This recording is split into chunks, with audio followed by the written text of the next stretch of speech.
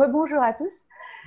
Donc l'idée de ce webinaire, c'est vivre une expérience tous ensemble autour de votre superviseur interne. Donc comment partir en exploration avec cette partie soutenante de vous-même. Ce webinaire que je co-anime avec Cathy, il a lieu dans le cadre de la Web Coaching Week. Et en fait, c'est quoi? Ça fait partie de l'International Coaching Week. C'est une semaine qui a été lancée par ICF Global il y a plus de 10 ans maintenant. Et qui a pour objectif pendant cette semaine que les chapters partout dans le monde et les coachs membres d'ICF proposent des activités gratuites pour permettre au plus grand nombre de comprendre c'est quoi le coaching et quel est son impact. Donc nous, on s'inscrit dans ce cadre-là et on est en fait le premier webinaire. Il y en a plus d'une dizaine cette semaine. Et donc, je vous invite à aller sur le site ICF France pour regarder quels sont les autres et ceux qui pourraient vous intéresser. Il y en a notamment un assez intéressant demain soir sur la réforme professionnelle. Donc voilà. Qu'est-ce que j'ai envie de dire d'autre? J'ai autre chose à dire. Peut-être, je suis Gaëlle Coqueblin. Je suis coach PCC, superviseur depuis 2013, formée par CSC à la supervision, Coaching Supervision Academy. Je suis aussi mentor coach et membre du comité de professionnalisation. Et le sujet du superviseur interne est pour moi un sujet important parce qu'il parle de l'autonomie que chaque coach peut avoir entre les sessions de supervision pour être lui-même garant de sa pratique et de son développement professionnel.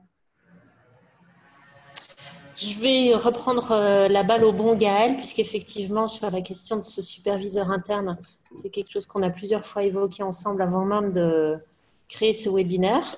On croit toutes les deux beaucoup au fait que nous sommes avant tout notre propre superviseur et que c'est vraiment pour aller sur des champs spécifiques qu'on va en supervision individuelle ou collective. Pour ma part, je suis superviseur depuis 2014. J'ai été formée par Michel Moral, par Undici et coach depuis 2003. Et je co-anime avec Gaël le pôle certification avec bonheur et entrain dans le comité de professionnalisation. Voilà. Et je vais m'occuper aussi des questions techniques ce matin. Donc, n'hésitez pas, si vous avez quelque chose de technique, à me contacter sur la conversation. Quelques règles? Ouais. Alors, des règles classiques qu'on vous propose. Première règle habituelle, bienveillance avec soi et avec les autres. Le rôle du superviseur n'est pas forcément un rôle très... voilà, peut-être un rôle aussi bienveillant et doux.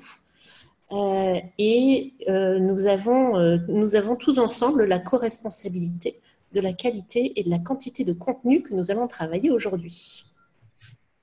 Et puis des règles un peu spécifiques sur le fonctionnement à distance.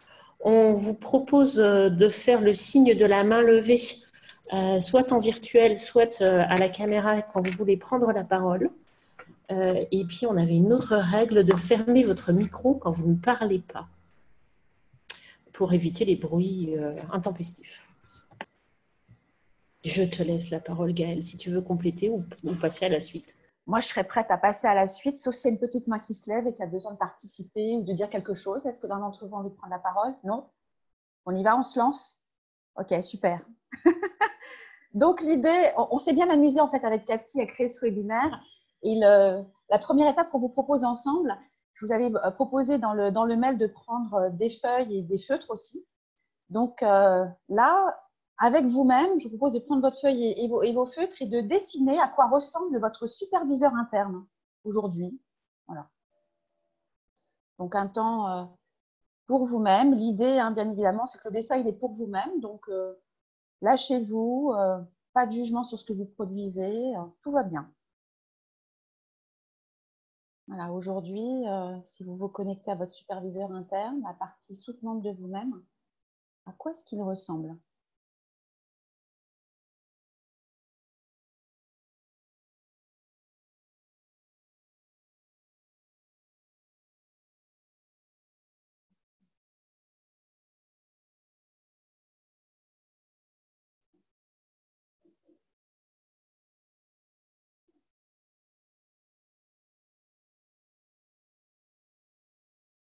Je vous invite à vraiment noter, dessiner tout ce qui vous vient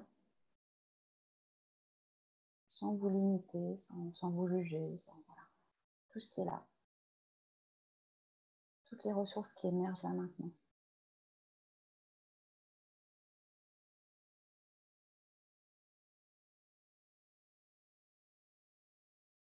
Et avant de passer à la suite, juste peut-être, j'avais une petite question qui venait dans ma tête là tout de suite, ou peut-être une phrase à partager avec vous, et peut-être d'ajouter quelque chose auquel vous avez pensé. Vous avez dit, oh non, je ne vais pas mettre ça là, je ne vais pas mettre ça sur le dessin, c'est pas mon superviseur interne, ça. Peut-être juste de le rajouter à un endroit de votre feuille, comme ça, et de voir après quel sens vous pouvez y trouver.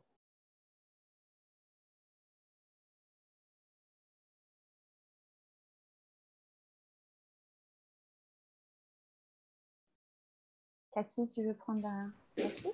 Oui.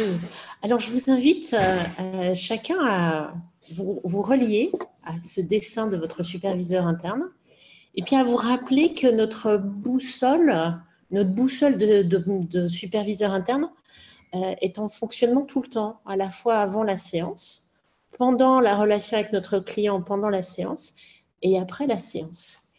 Et je vais vous demander d'enrichir votre dessin avec 3 couleurs. Une couleur pour l'avant, une couleur pour le pendant et une couleur pour après la séance. Rajouter ou bien colorier une partie de votre dessin, rajouter des petits symboles, des petites choses qui vont vraiment vous relier à ce que votre superviseur interne vous aide à aligner avant la séance, pendant la séance et après la séance.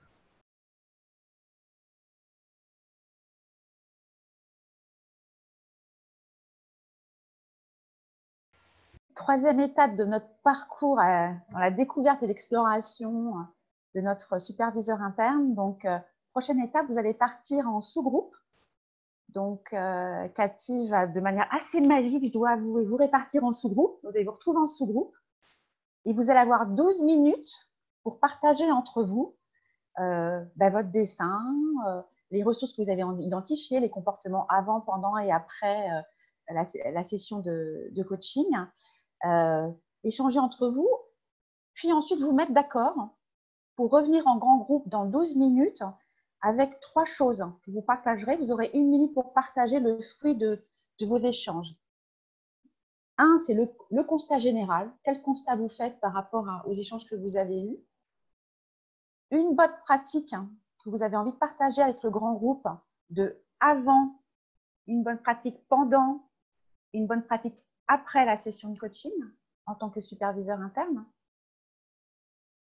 Et une question que vous avez envie de nous poser à Cathy et à moi et sur laquelle vous aimeriez avoir un petit peu d'éclairage ou de lumière.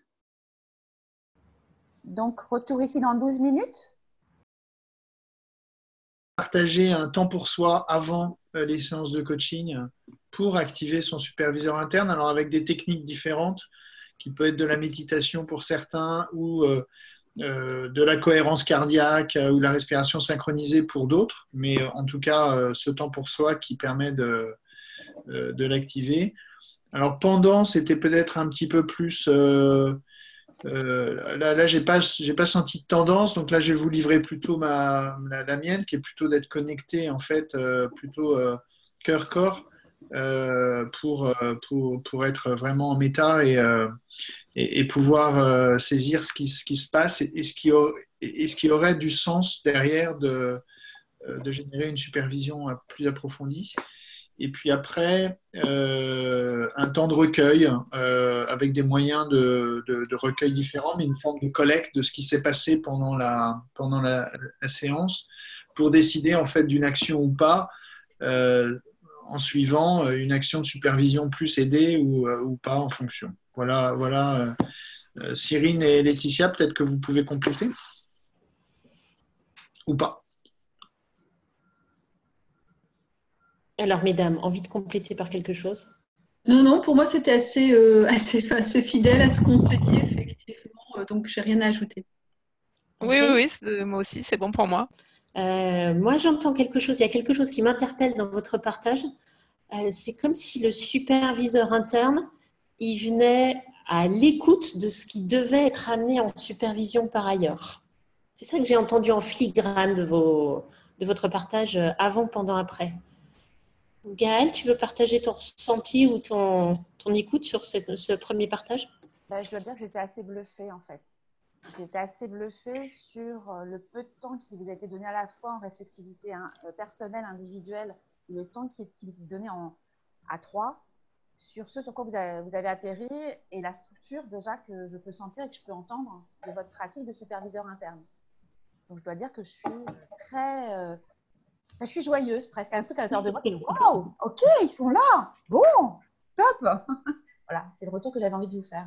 Parce que c'est vrai que j'entends pas souvent avec Cathy, on parle souvent du superviseur interne, mais on n'entend pas forcément sur LinkedIn, entre nous, entre coachs, entre superviseurs. On ne parle pas forcément ces termes-là. Donc, j'étais aussi assez curieuse de voir dans le monde des coachs aujourd'hui en France où est-ce que vous étiez et je dois dire que ça me met en joie de vous entendre à cet endroit-là. Voilà. Allez, pour compléter la joie du partage, un deuxième groupe qui prend la main. Moi, je veux bien y aller sur le deuxième groupe et on n'a pas eu le temps de définir un orateur, donc je vais partager quelque chose et puis laisser de la place ensuite à Florence et Catherine, hein, mes deux partenaires. J'ai été assez surprise, moi, parce qu'on est à peu près au même endroit. Donc, peut-être aussi vous nous l'avez bien structuré, la préparation. En tout cas, on avait toutes un moment avant de connexion avec autre chose. On peut appeler ça…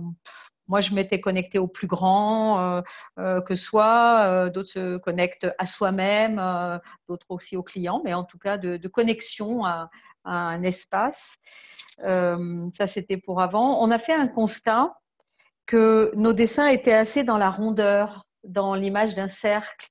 Je crois que la boussole a été évoquée après, ou peut-être que j'ai manqué quelque chose, mais en tout cas, c'était dans l'ouverture, dans une forme large. Ça, c'était le côté commun de nos dessins.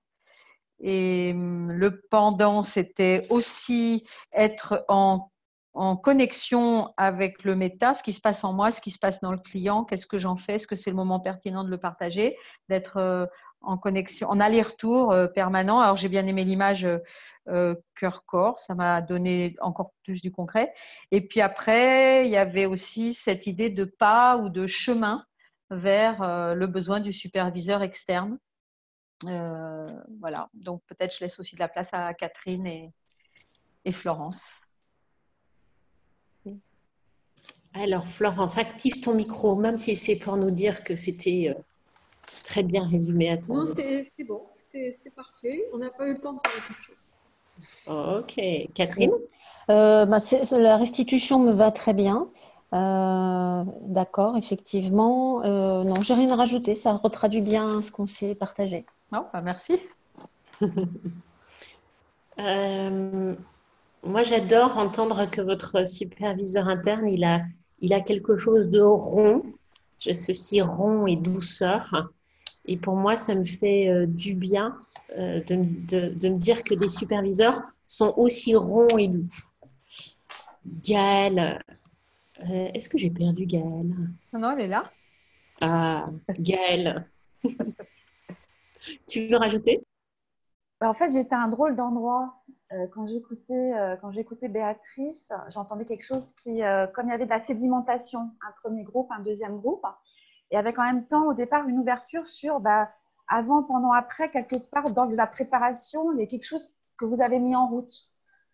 Et donc, j'ai eu la compétence communication directe du coach qui est arrivée en me disant aussi, peut-être à notre préparation et la communication directe vers vous, de structurer déjà une pré-réflexion individuelle sur avant, pendant, après, on permet déjà aux clients et donc vous, à coach, de déjà commencer à cheminer depuis vendredi, en fait, ou même depuis l'invitation, où on parlait aussi de ces 3 temps-là. Et en même temps, je suis en train de me dire, mais qu'est-ce que je vais rajouter? Moi, j'ai rien à rajouter. C'est super ce qu'ils sont en train de dire. Voilà. Et c'est aussi ça que j'ai envie de partager avec vous, c'est de peut-être en posture de superviseur. Pour moi, c'est pas tellement du contenu, mais c'est de créer les conditions de l'apprentissage et de la croissance. Et en fait, je suis en train de me dire que le processus qu'on vous a proposé depuis l'invitation, j'ai l'impression qu'on en voit les fruits ensemble là. Voilà. Donc, si ça peut vous inspirer d'une manière ou d'une autre dans vos sessions avec vos clients, top. Merci. Je voudrais rajouter quelque chose, oui. Pour ce qui me concerne, j'ai un mode de fonctionnement, je ne regarde pas beaucoup les détails. Donc, j'avais enregistré le lien Zoom, mais je n'avais pas lu la consigne, Gaëlle. Et donc, c'est 2 minutes avant que je vois ce qu'il fallait avoir avec soi. Donc, je prends du papier, des crayons. Par contre, voilà, le avant, pendant, après, enfin, voilà, tout ça, ça s'est fait vraiment en live sur le temps de sous-groupe. Mm. Merci Catherine du retour. Et ça dit aussi de la diversité de qui on est en tant que coach et de superviseur. Voilà. Donc chacun va piocher dans qui il est et de quoi il a besoin pour se mettre en route ou pour arriver là, présent, ici et maintenant et faire avec ce qui est là. Nous avons été en fait coupés dans le groupe au moment où on décidait de qui allait faire rapporteur. Donc je vais faire comme les groupes d'avant, donner quelques informations et surtout Laurence et j'ai oublié le nom. N'hésitez pas à compléter ce que je vais dire. Comme les 2 autres groupes, nous avons fait le constat que notre superviseur était toujours là, avant, pendant, après. Cette rondeur aussi est apparue dans notre constat, dans les dessins au travers de smiley ou d'un positionnement du superviseur à 360 degrés. Dans les bonnes pratiques, nous avons retrouvé aussi ce cheminement de se poser avant, d'élargir le champ de conscience pendant et d'amener ensuite en supervision ce qui restait à éclaircir. Alors, nous avons des questions. Je sais que normalement, c'était une seule, mais si on a l'espace, j'en pose 2. Avec plaisir.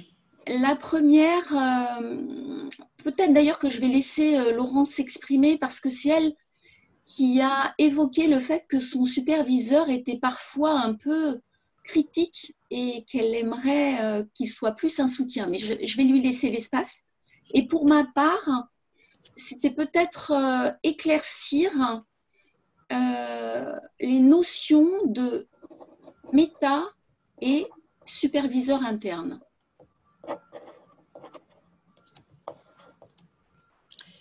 Laurence, tu nous partages ta question, comme ça on voit comment elles peuvent se compléter. Ma question, c'était quand le superviseur interne n'est pas en soutien, il est plutôt, je dirais, il active plutôt le côté perfectionniste, c'est-à-dire il voit ce qui aurait pu être dit, ce qui aurait pu être fait, etc. Voilà, qu'est-ce qu'on en fait? C'est toujours plus facile d'en faire quelque chose quand il est bienveillant, en fait. On est d'accord. Gaëlle, est-ce qu'il y a une question qui te parle plus que l'autre? Celle de Laurence me parle pas mal, en fait. Alors, vas-y, et puis je compléterai avec d'autres choses. La curiosité que j'ai, moi, je travaille beaucoup en supervision avec les processus parallèles. Et la curiosité que je pourrais avoir, c'est que lorsque ton superviseur interne se réveille très perfectionniste durant une session de coaching, Laurence, ou peut-être avant ou après, mais là, je ne sais pas pourquoi, j'aurais la sensation du superviseur interne en session de coaching, dans quelle mesure ça parle aussi de la situation, soit ce que vit ton client, soit ce qu'il fait vivre à d'autres. Donc, je pense qu'il y a peut-être une partie qui t'appartient et que je t'inviterai à ce moment-là à les éclairer en supervision, mais je pense que c'est une partie qui appartient au champ. Et je trouverais intéressant de l'utiliser pour le mettre au travail du côté du client aussi. Ça ouvrirait, je pense, un endroit de vulnérabilité possible. Dès lors que le coach modélise, là, je me sens comme ça, il se passe ça pour moi, j'arrête pas de me critiquer. Bon, je me dis que peut-être, ça m'appartient peut-être, mais je me dis, et vous, dans cette situation-là, comment vous vous sentez ou, non, moi, ça me parle pas du tout. Et si je vous dis ça, est-ce que vous pensez que les personnes en face de vous, de la façon qu'ils ont de réagir, est-ce qu'ils pourraient ressentir ça eux aussi? Ah, peut-être. Voilà. Donc, se dire aussi que le champ est très puissant, donc il n'y a pas que vous. Il n'y a pas que vous et votre superviseur interne, mais aussi le client et le système du client. Ce que je rajouterais au partage de Gaëlle est plutôt sur l'après-séance. Moi, j'entends pas mal de coachs qui m'expliquent qu'après la séance, ils sont assez critiques. Et je suis toujours étonnée parce qu'on ne peut être critique que quand on imagine ce qui aurait pu être différent. Ça vous parle comme présupposé? Et pour moi, en fait, une séance de coaching, c'est un multi-chemin. Je commence la séance avec mon client et à la première seconde, je fais un choix entre deux options. Et puis, je décide de prendre à droite. J'ai pris à droite et puis là, j'ai de nouveau deux chemins qui s'ouvrent à moi. Et j'ai pris à gauche. Et puis, je reprends à droite, à gauche. On est vraiment sur un cheminement. Donc, vu la complexité d'une séance, je pense qu'on ne peut pas la reproduire. Je pense qu'on ne peut pas se dire « et si j'avais pris à gauche ?» il se serait passé ça. C'est tout simplement pas possible. Donc, je ne vois pas intellectuellement comment on peut aller revivre une séance. Comment on ne peut pas la revivre? Moi, j'invite les coachs que je supervise à ne pas la revivre émotionnellement non plus, puisque même intellectuellement, ils ne peuvent pas y faire grand-chose. Par contre, il y a quelque chose de l'ordre de comment j'étais dans cette séance. Pas quel est le choix que j'ai fait, pas quelles sont les options que j'ai prises, mais comment j'étais et comment j'ai envie, qu'est-ce que j'ai envie de garder et qu'est-ce que j'ai envie de faire un peu différemment. Y compris en étant aussi doux avec moi-même que j'aimerais l'être avec mon client. J'ai autre chose qui me venait, que j'avais envie de compléter. J'ai 11 compétences qui sont venues. Donc ça ne va pas te surprendre, ni je pense Thierry non plus. Enfin, peut-être pas Laurence non plus, mais il y a quelque chose qui me venait aussi sur dès lors qu'il y a le critique qui vient et que c'est quelque part peut-être une habitude, c'est comment vous pouvez vous préparer avant la session de coaching en regardant les 11 compétences et en vous disant sur quelles compétences je peux m'appuyer pour que ce superviseur interne hyper critique ne vienne pas toutes les 5 minutes m'embêter sur ma pratique de coach. Et là, je n'ai pas forcément de réponse. Ce qui est apparu dans les partages que vous avez faits, c'est la compétence de la présence, la compétence 4, sur laquelle, a priori, très naturellement, vous allez. Ce qui me vient là, comme ça, intuitivement, c'est s'appuyer sur la présence et peut-être aussi regarder l'écoute. Qu'est-ce que je suis en train d'écouter? Quand je suis en train de moi, superviseur interne, en train de dire mais c'est pas bien ce que tu fais, etc. En fait, je suis avec moi-même potentiellement aussi. Donc, comment je suis aussi par rapport à mon écoute centrée sur le client et la relation qu'il y a entre nous. Regardez si vous êtes bien à cet endroit-là. Voilà. Est-ce que ça vous parle, ce que je vous partage là? Oui?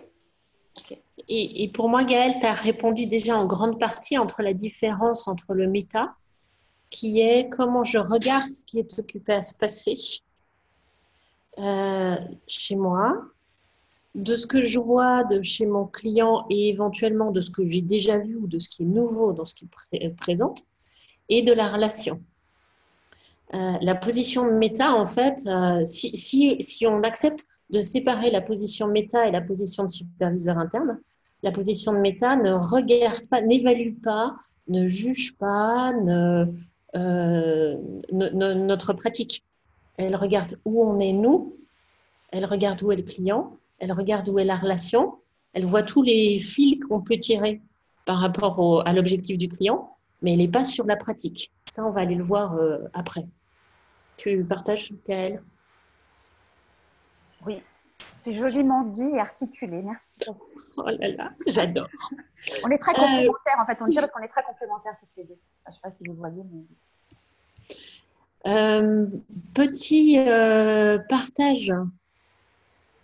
Bah, je te laisse, Gaëlle. Vas-y. Pour le schéma, ça te va? C'est le moment. Alors, peut-être, il nous reste 8 minutes. Par rapport aux échanges qu'il y a eu, aux inputs qu'on a partagés, Cathy et moi, est-ce qu'il y a des choses qui restent un peu en suspens? Est-ce qu'il y aurait une question et vous dites, ah ben ça, cette question, j'ai pas envie de repartir avec. Voilà. Ça peut être le moment de la poser. Non? Vous êtes bien? Moi, c'était plus une curiosité. Pendant notre petit groupe, Thierry a parlé d'un tableau d'analyse avec une colonne qui concerne le superviseur ou une ligne, alors je ne me rappelle plus, mais en tout cas une partie qui concerne le superviseur, qu'il utilise comme, pratique bonne pratique de après. Du coup, j'étais curieuse un peu d'entendre les différentes bonnes pratiques éventuelles des uns et des autres.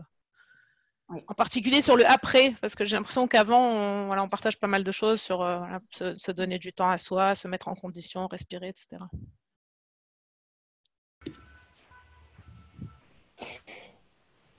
Sur le après, personnellement, je note les insights clés du coaché pour tracer le chemin, en fait, parcouru au fil du temps par rapport aux objectifs. Je refais un 360 par rapport à la pratique et je regarde s'il y a des sujets à améliorer. Est-ce que j'ai des besoins de supervision externe?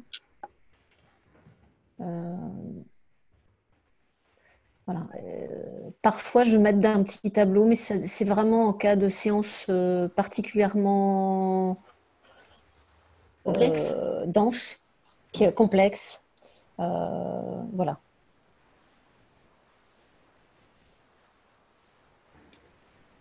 Quelqu'un d'autre?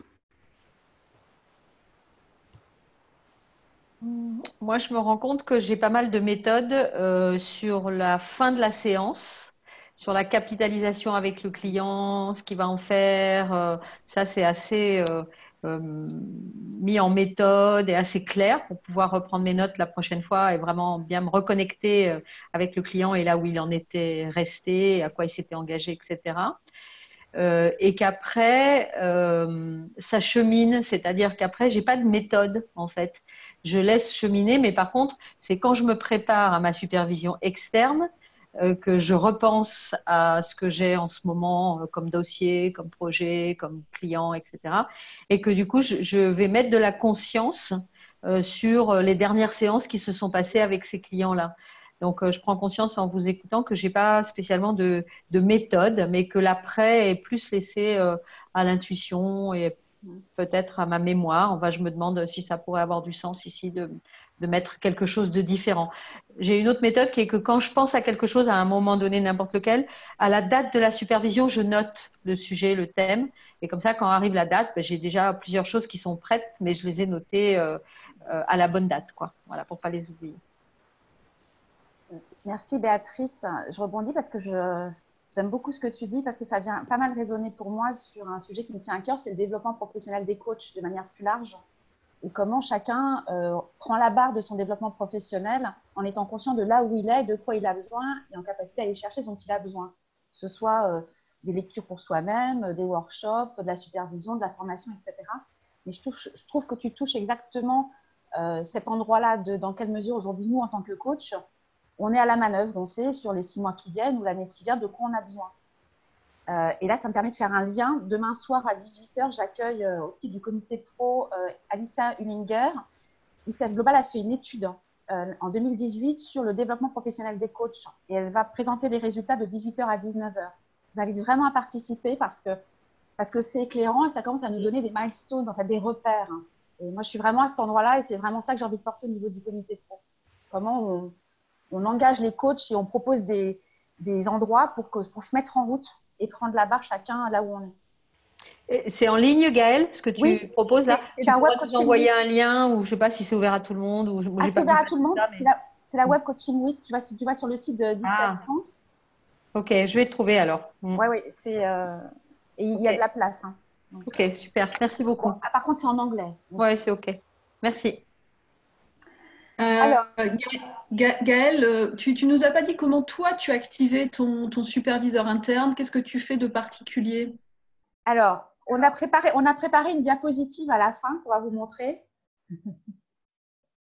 Ok. Voilà. Donc, pour répondre de manière, parce que c'est vrai qu'après on a le temps, mais moi, clairement, dans ma pratique de supervision et depuis ma formation avec CSC qui a duré 9 mois, j'ai beaucoup musclé ma réflexivité. Donc, une capacité à me poser des questions et soit de me les poser, soit d'écrire pour élever mon niveau de conscience, soit avant la séance. Pendant la séance, ça, je le fais uniquement en mental, mais après la séance. Donc, je vous ai proposé là quelques questions qui me semblaient intéressantes avant la séance. C'est quel est mon état d'esprit? Donc, il y a me mettre en présence, mais aussi être conscient de, en fait, comment j'arrive. Est-ce que je suis fatiguée? Est-ce que Laurence dit je suis en énergie basse? Ok, si j'arrive en énergie basse, à quoi je dois être vigilant? Et donc, si je suis en énergie basse, c'est quoi mon intention, voire même c'est quoi, sur quelle compétence je peux m'appuyer. Moi, quand je suis crevée, je m'appuie sur la compétence de la présence. Et bien souvent, c'est mes meilleures sessions de coaching. Voilà. C'est là où je ne suis entre guillemets que présente. Pendant la séance, c'est avoir peut-être ces 3 questions, un peu comme une structure. Qu'est-ce qui se passe pour moi en ce moment? Un peu de méta pour moi dans la relation avec l'autre, chez l'autre, qu'est-ce que je vois? C'est quoi les choix possibles? Peut-être d'articuler mentalement. Qu'est-ce qui se passe? C'est quoi les choix possibles? Et par rapport à ces choix-là, sur quelles compétences je pourrais m'appuyer pour être à l'aise? Et là, je reviens avec la communication directe. Souvent, quand on ressent des choses, on a vu ça avec Cathy sur les programmes de mentor coaching, il y a des coachs souvent, et même dans la pratique de mentor coach, qui essaient de poser des questions versus je dis ce qui se passe pour moi, tranquillement, détaché. Voilà ce qui se passe, il se passe un truc pour moi, moi je le dis, il se passe un truc pour moi là. Ça peut être utile ou pas. Est-ce que tu es OK si je le partage? Et puis je le partage et on voit ce qui se passe. Donc ça peut être aussi un des choix possibles, la communication directe. Et puis après la séance, ça vous en avez parlé. Moi, j'aime bien quelle a été la valeur de la session pour le client. Donc, d'avoir conscience que le processus de coaching, c'est un processus qui porte du fruit et avec de l'action, des plans d'action et donc de la valeur. Donc, ça a été quoi la valeur de la session pour le client? Qu'est-ce qui a bien fonctionné pour avoir aussi ce retour appréciatif sur soi-même, prendre conscience de ses forces, pour pouvoir peut-être plus en conscience les mettre en route les fois prochaines.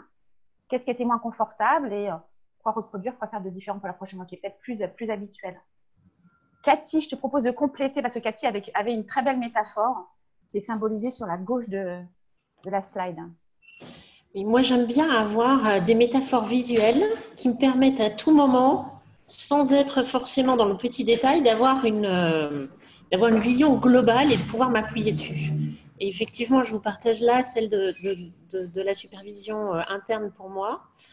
C'est vraiment la carte, pour moi, c'est le parcours avec mon client. Je la déplie, je la replie, je la range. Il y a quelque chose de l'ordre de qu'est-ce que je vis avec mon client. La boussole interne, c'est vraiment être en présence et être relié à ce qui peut être émergent dans la séance. J'essaie de faire attention, d'avoir bien en tête avant la séance ce que j'ai déjà fait avec mon client après la séance, d'updater ce parcours. Mais pendant la séance, de ne pas être là-dedans. Parce qu'il faut que je sois tellement en relation que j'ai juste besoin de ma boussole. Et après la séance, pour moi, il y a quelque chose de l'ordre de actualiser où je suis avec mon client dans ce parcours commun. À la fois dans son lien avec son objectif, mais aussi dans la relation que nous avons. À quel point sommes-nous partenaires? À quel point je peux lui laisser la reine de la co-construction, les rênes de la co-construction, à quel point c'est un client avec lequel je dois un peu plus prendre les rênes. Vous voyez, pour moi, il y a ces trois références visuelles, la carte ou symbolique, la carte, le petit pins qu'on plante là où on est aujourd'hui sur le parcours, et puis la boussole interne. J'adorerais poursuivre cette conversation, je vous promets. Moi aussi. Ça nous arrive souvent quand même d'avoir envie de poursuivre les conversations. Quel pourrait être... on vous propose juste les uns et les autres de prendre 1 minute pour noter un petit mot que vous glisse à l'oreille votre superviseur interne. Et pour ceux qui en ont besoin, un petit mot doux. Pour ceux qui ne sont pas là-dedans, juste un petit mot, mais